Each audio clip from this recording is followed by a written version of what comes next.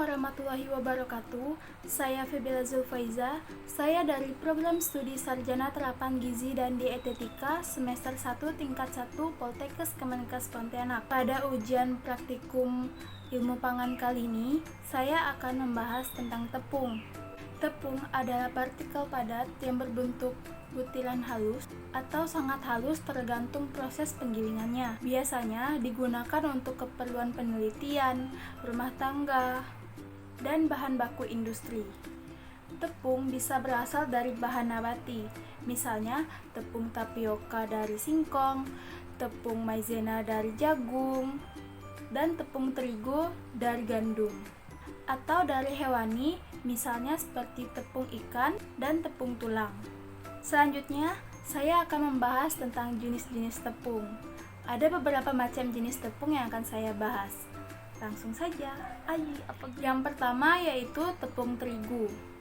Tepung terigu adalah tepung atau bubuk halus yang berasal dari bulir gandum dan digunakan sebagai bahan dasar pembuatan kue, mie, atau pasta. Kata terigu dalam bahasa Indonesia diserap dari bahasa Portugis yaitu trigo yang berarti gandum.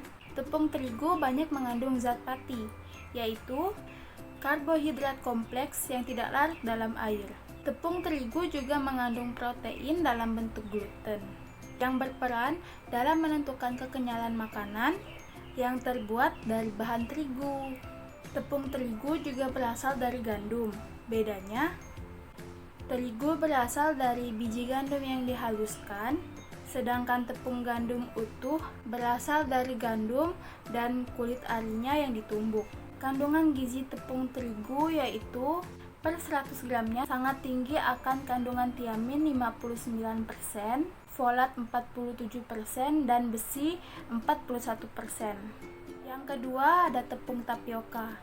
Tepung tapioka atau biasa yang kita kenal dengan tepung kanji adalah tepung pati yang diekstrak dari umbi singkong. Tepung tapioka juga memiliki beberapa sebutan lain seperti tepung kanji dan tepung aci. Dalam bahasa Jawa dikenal dengan aci bolet dan dalam bahasa Sunda dikenal dengan aci sampeu. Tapioka memiliki sifat-sifat yang sama dengan tepung sagu, sehingga penggunaan keduanya dapat dipertukarkan. Bahkan dalam percakapan sehari-hari, orang Betawi juga menyebutnya dengan tepung sagu. Sedangkan tepung singkong sebenarnya berbeda dengan tepung tapioka. Tepung tapioka merupakan hasil dari ekstraksi umbi singkong, sedangkan tepung singkong merupakan hasil dari parutan umbi singkong yang dikeringkan. Kandungan utama tepung tapioka adalah karbohidrat dengan kadar rendah protein, lemak jenuh, dan sodium, dan kandungan vitamin dan mineral di dalamnya tidak signifikan. Tepung ini sering digunakan untuk bahan makanan dan bahan perekat. Banyak makanan dan minuman tradisional yang menggunakan tepung ini sebagai bahan utama, seperti aneka jenis kerupuk, siomay, pempek, serta kolak biji salak. Tapioka juga digunakan sebagai campuran untuk membuat kue, terutama kue tradisional. Untuk sekarang, sedang banyaknya orang untuk membuat kue dari bahan tepung tapioka ini seperti cireng, aci, cimol, dan masih banyak lagi. Tiga, ada tepung maizena atau tepung jagung. Tepung maizena atau tepung jagung adalah pati yang didapatkan dari endosperma biji jagung. Tepung jagung adalah bahan makanan populer yang biasa digunakan sebagai bahan pengental makanan seperti sup dan saus, dan digunakan untuk membuat sirup jagung dan pemanis lainnya. Tepung jagung mengandung karbohidrat, protein, dan lemak yang cukup tinggi. Gizi tepung jagung adalah air 10,09%, abu 2,01%, protein 8,78%, lemak 4,92%, karbohidrat 74,20%, dan 3,12% serat kasar. Selanjutnya tepung beras. Tepung beras adalah salah satu bahan makanan yang memiliki karbohidrat tinggi yang bisa digunakan sebagai pengganti nasi. Saat ini beras ketan tidak hanya menjadi bahan pokok makanan saja. Sekarang, Beras ketan juga bisa diolah menjadi makanan yang sangat lezat dan cemilan-cemilan yang lainnya. Beras ketan saat ini sudah terkenal di kalangan cemilan-cemilan dan kue-kue yang lainnya. Banyak kue atau jajanan yang terbuat dari beras ketan, dan beras ketan yang dalam bentuk bubuk dinamakan bubuk beras ketan. Dari sudut pandang nilai gizi, 200 gram ketan memiliki sekitar 168 kalori, dan ternyata beras ketan juga memiliki manfaat untuk menurunkan resiko penyakit jantung. Hal tersebut dikarenakan dalam beras ketan memiliki kandungan serat yang cukup tinggi, di mana dari kandungan serat tersebut memberikan manfaat dalam resiko penyakit jantung. Beras ketan memiliki kandungan selenium, di mana zat tersebut merupakan zat yang penting untuk tubuh sebagai antioksidan. Dengan berperan sebagai antioksidan, selenium mampu melindungi badan dari radikal bebas. Kandungan selenium di dalam beras ketan cukup tinggi, yaitu sekitar 18% dari asupan harian yang telah direkomendasikan. Kandungan mangan di dalam beras ketan mampu menghasilkan proteoglikan, di mana proteoglikan dapat berfungsi sebagai protein untuk menjaga tulang. Selanjutnya, tepung beras. Tepung beras adalah tepung yang dibuat dengan proses penumbukan atau penggilingan beras. Tepung beras tidak sama dengan pati beras yang direndam di dalam larutan alkali. Tepung beras dapat dijadikan pengganti dari tepung gandum bagi penderita intoleransi gluten karena tepung beras tidak mengandung gluten.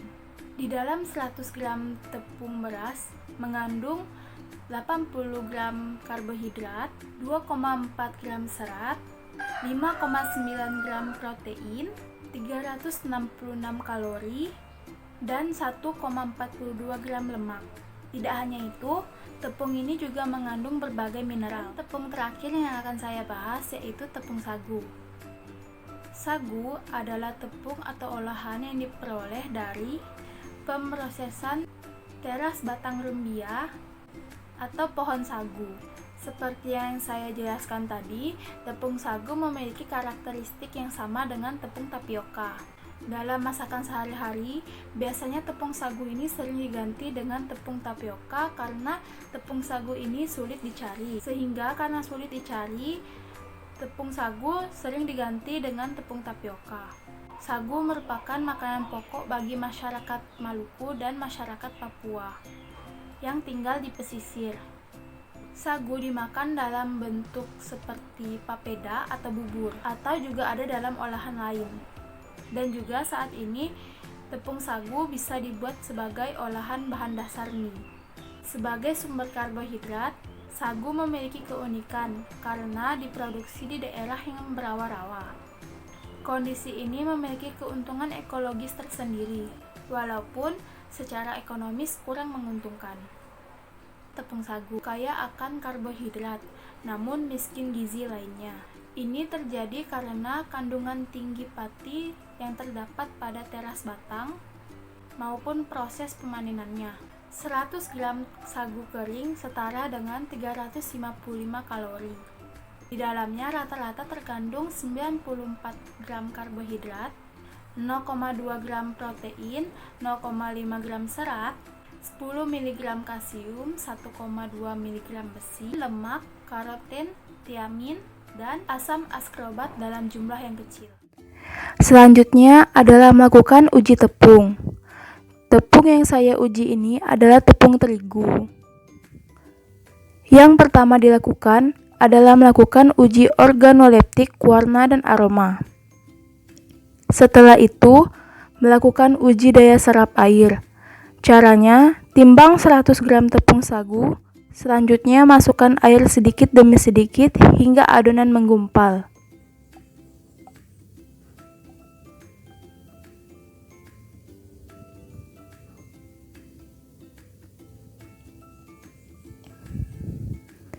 Dan jangan lupa catat jumlah air yang telah digunakan untuk menghitung daya serap air.